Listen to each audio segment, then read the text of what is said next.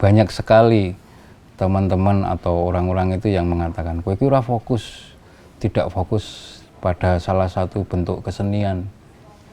Jane yang kamu pilih itu apa ta? Ya saya sendiri nggak bisa jawab karena apa?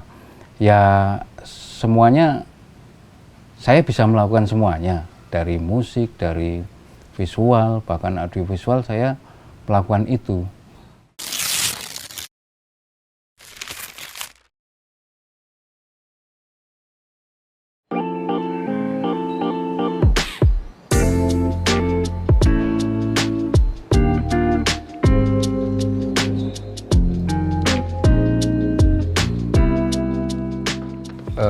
Nama saya Giwang Topo. Sebenarnya asli saya itu Dianar Topo, tapi dari kecil saya sudah biasa dipanggil Giwang. Terus nama Topo itu memang nama asli saya. Selama ini memang yang saya kerjakan adalah berhubungan dengan kesenian, baik itu teater ataupun musik ataupun visual itu ya gambar atau animasi. Juga saya juga suka membuat video seperti itu.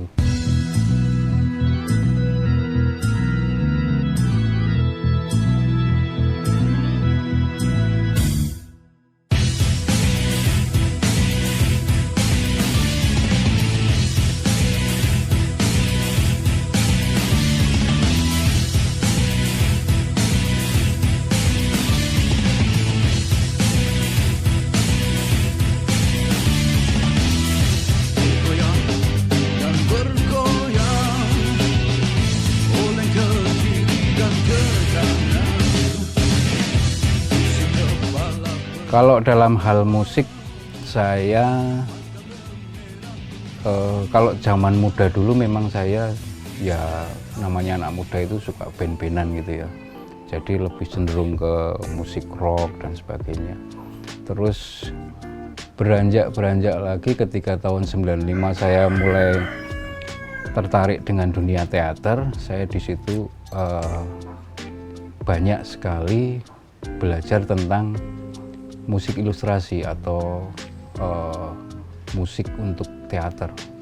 Jadi di situ justru saya dibentuk dalam bermusik, dibentuk jadi baru gitu ya.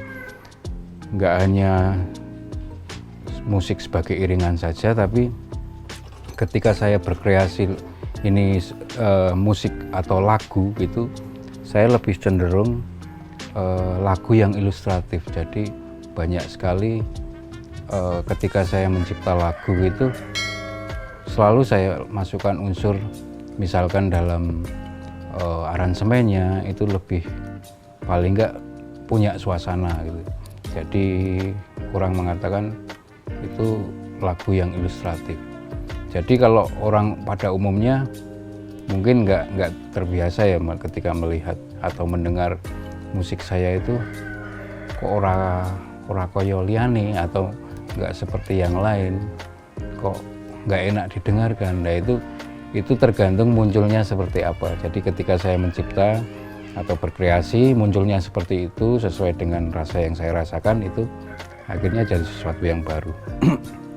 Terus ketika pernah ada yang nanyakan musikmu itu alirannya apa? Ya aliran atau genre itu kembali ke pendengar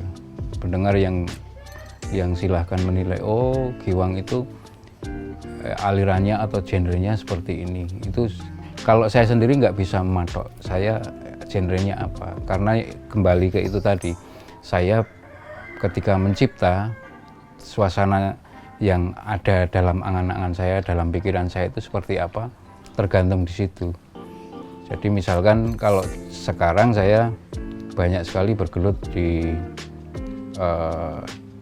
musik lagu puisi gitu ya, kerjasama dengan teman-teman penyair Jogja. Itu saya menciptakan atau memunculkan lagunya itu berdasarkan isi dari puisinya. Misalkan puisi itu tentang doa, ya bagaimana harus menciptakan suasana doa di situ.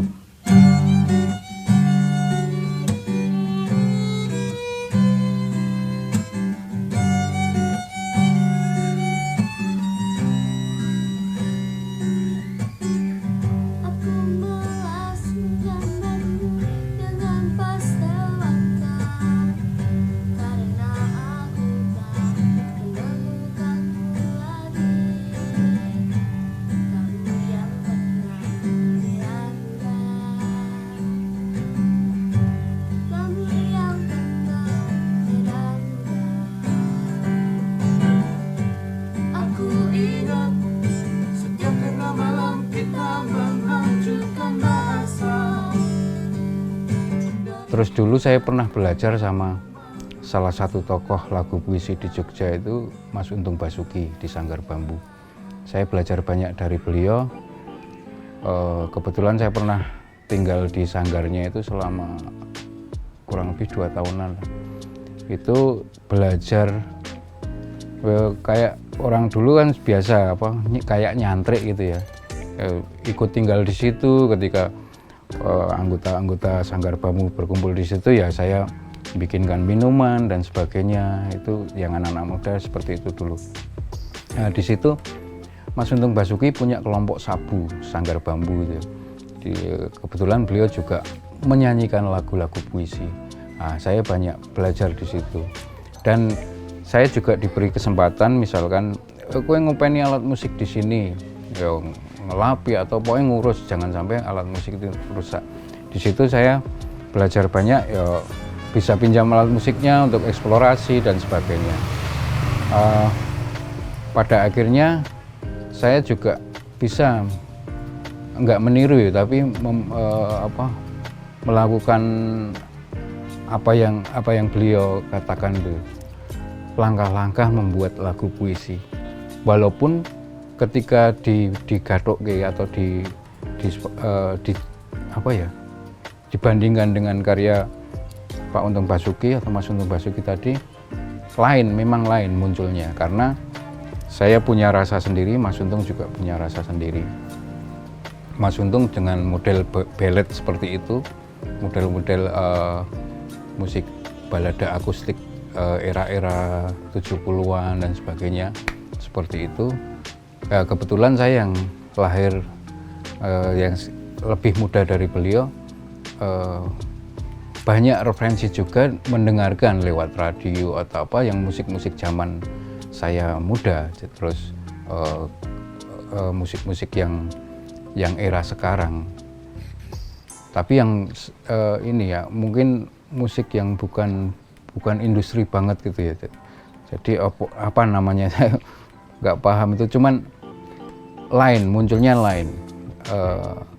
Dalam prosesnya sama seperti yang beliau selalu ungkapkan, bahwa berproses puisi itu kita menyimak puisi, mendalami, terus menuangkan dalam nada, terus kita mengkomposisikan jadi lagu, jadi aransemen, itu seperti apa, itu tetap saya lakukan, dan kiat-kiatnya masih selalu saya ingat untuk saya kerjakan sampai sekarang.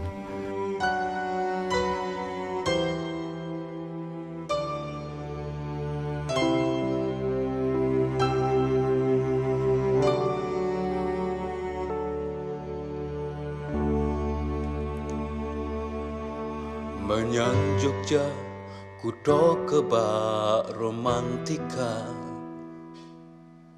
janjimu untuk kembali berjumpa,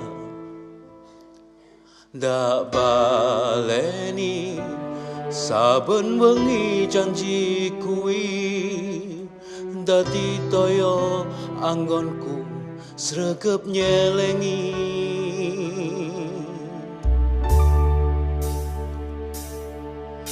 Saiki aku wis ana kene,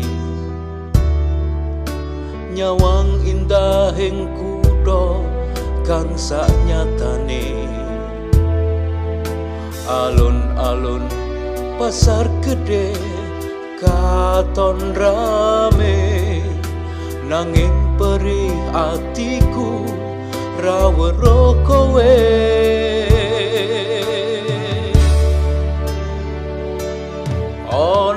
Selain musik, saya itu juga seneng visual, gambar gitu ya. Terus sekarang beranjak ke animasi. Nah, dari kecil itu saya suka menggambar. Itu yang kegiatan atau hobi yang saya lakukan sejak kecil. Cuman ketika saya lulus 91 itu daftar jurusan seni rupa nggak diterima. Dan itu jadi apa ya? 2 kali saya daftar, dari tahun berikutnya juga daftar nggak diterima. Akhirnya saya ternyata nggak bisa belajar di seni rupa. Tapi karena itu kesenangan yang masih saya masih bawa sampai sekarang, ya akhirnya itu tetap hobi saya itu bisa saya terapkan dalam kehidupan. Misalkan saya juga seringkali membuat ilustrasi gambar untuk buku, untuk ini ilustrasi misalkan mengerjakan teman-teman di LSM atau di sebuah lembaga. Bahkan saya juga membuat gambar yang bergerak atau animasi. Ketertarikan itu berawal ketika saya pernah kerja di sebuah studio audiovisual. Di situ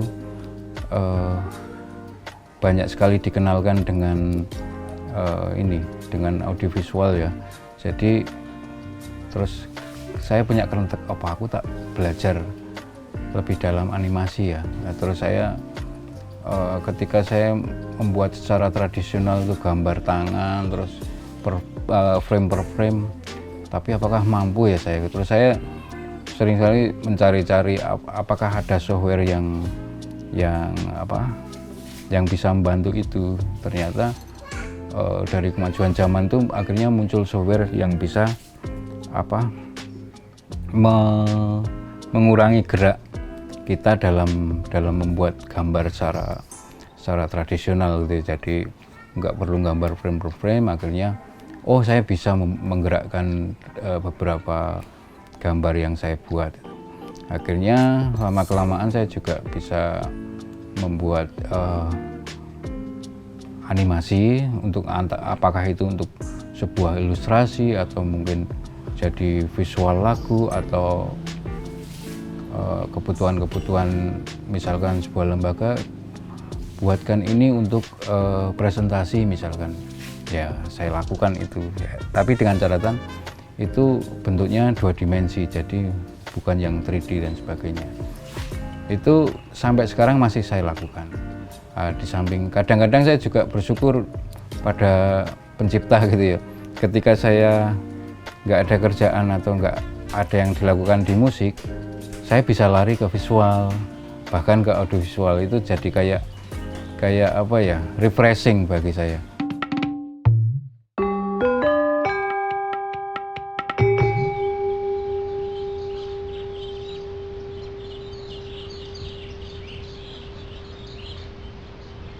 Nang, melu aku yuk golek inspirasi. Golek inspirasi nang ndi, Pak? Ada deh.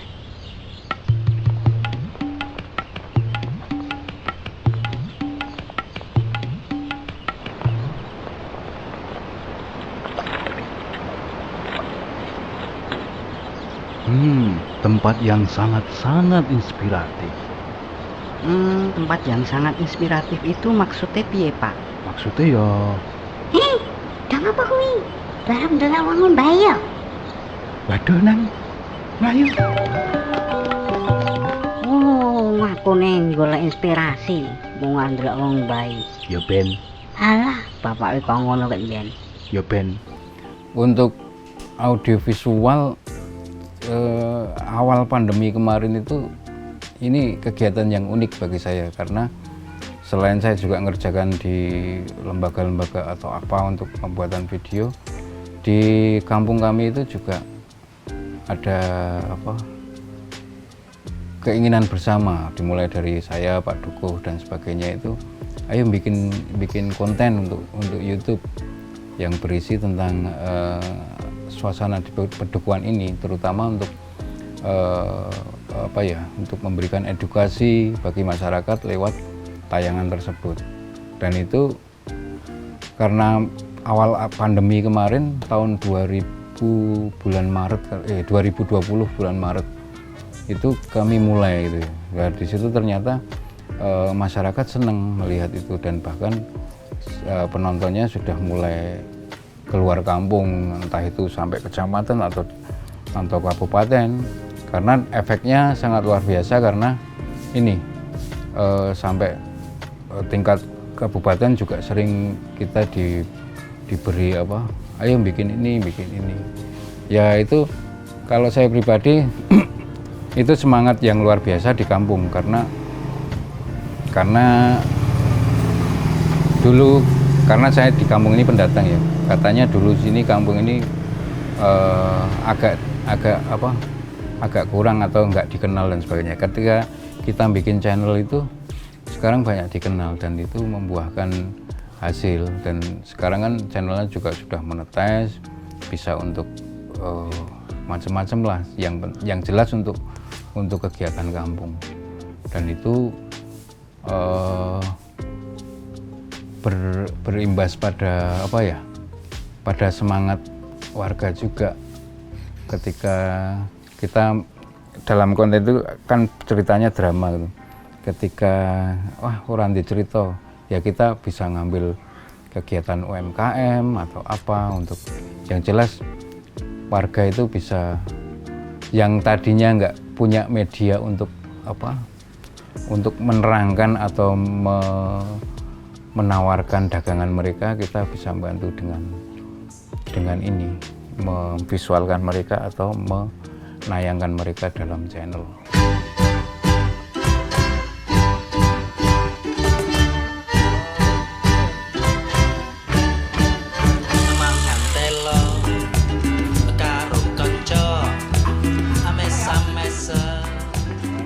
Halo sedulur Paduka. Berikut ini adalah BTS atau behind the scene dari proses kami dalam pembuatan episode-episode Paduka. Paduka adalah singkatan dari Padukuan Karangmojo. Jadi di sini kami warga Padukuan Karangmojo berproses dalam pembuatan ini. Seluruh kru dan pemain adalah warga asli dari Padukuan Karangmojo. Monggo silahkan mengikuti cuplikan-cuplikan proses pembuatan tayangan ini.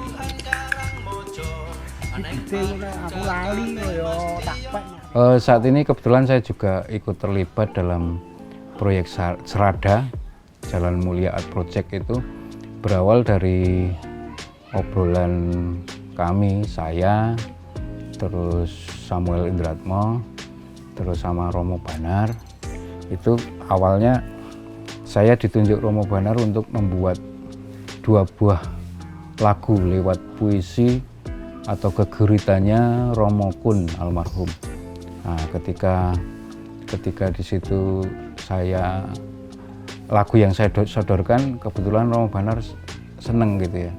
Terus akhirnya kok berhenti, ini nggak bisa berhenti sampai di sini ya, kita harus berproses terus itu.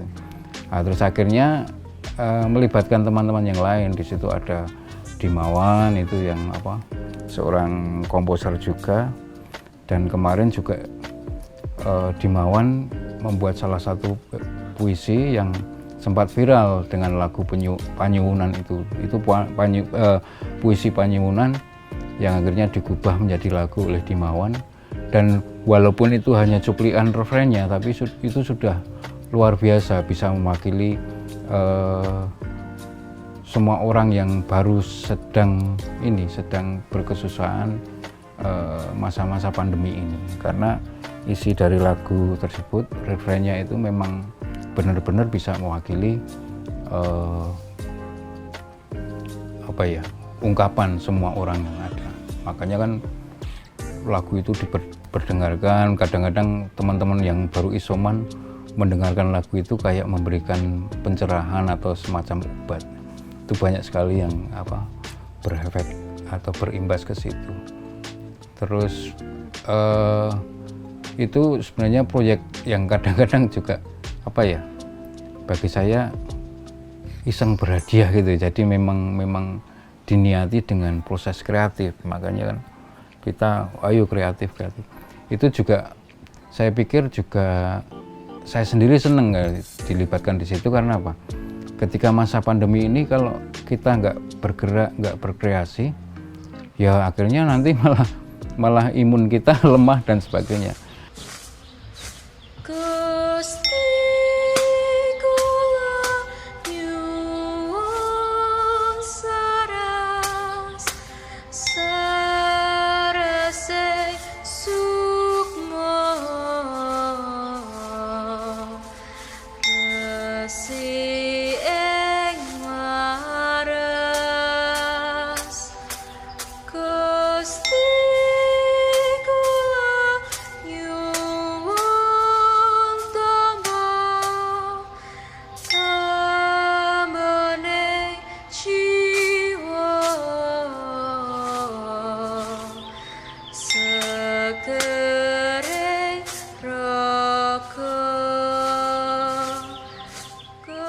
Dalam masa pandemi ini saya tetap harus berkarya, jadi jangan sampai berhenti karena keadaan seperti ini.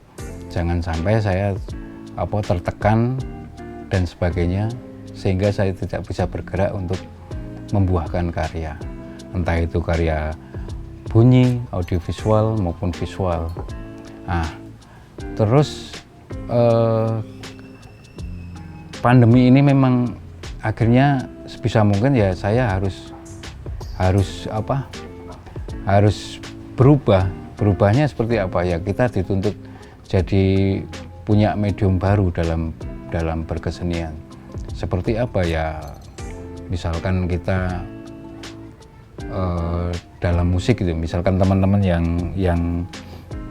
yang punya selalu mengandalkan panggung, akhirnya panggung ini dipindah ke medium audiovisual atau video dengan media daring atau live streaming dan sebagainya.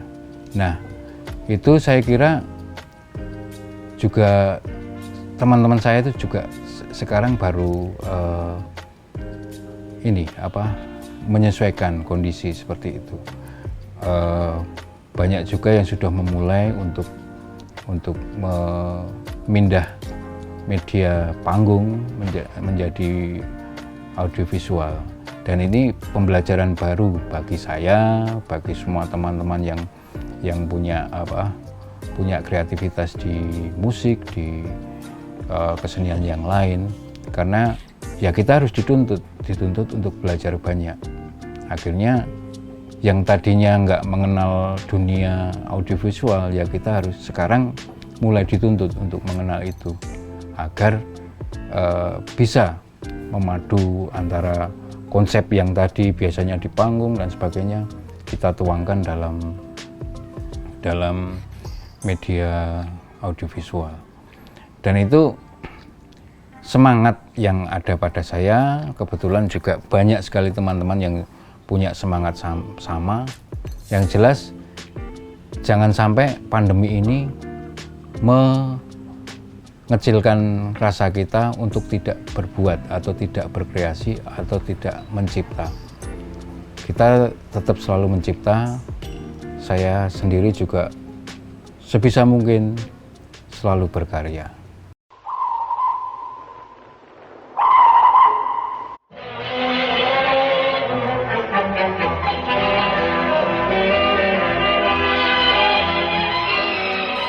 Selamat pagi pendengar di seluruh Kepulauan Nusantara, bahkan di mana saja sedang berada. Saudara pendengar, selamat mengikuti siaran kami. Selamat mendengarkan dan tetap merdeka.